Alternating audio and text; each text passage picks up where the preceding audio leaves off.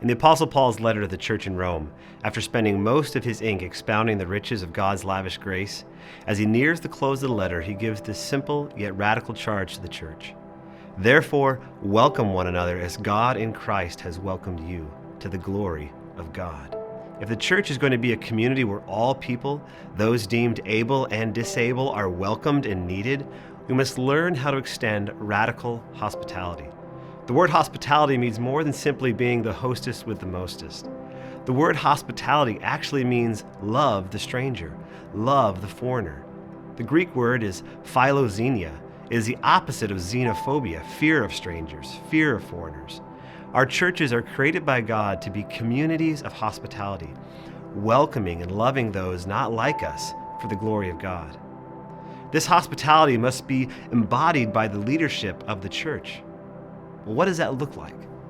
Hospitality towards those with disability needs to be taught, championed, and modeled by the leadership of your church. This massive minority of people, 15% of the global population living with disability, needs to be talked about and discussed within the teaching context of the church.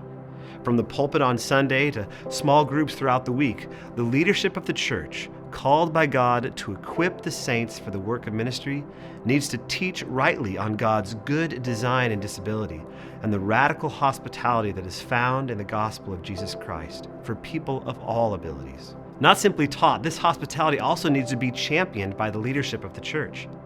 It's one thing to teach a concept or an ideal, and it is another thing to champion and exert energies towards seeing this ideal fleshed out in the life of the church. Unless this need or reality is championed, nurtured, and valued by the leadership, it will simply drift to the periphery and become unimportant.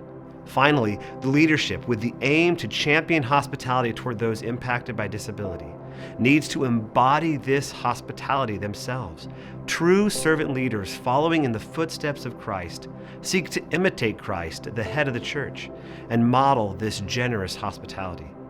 Do members in your church look to the leaders for how to do hospitality well? Or are the leaders just delivering good content and instruction from their pulpits and platforms? Jesus washed feet. Leaders in Christ's church need to be an example to the congregation.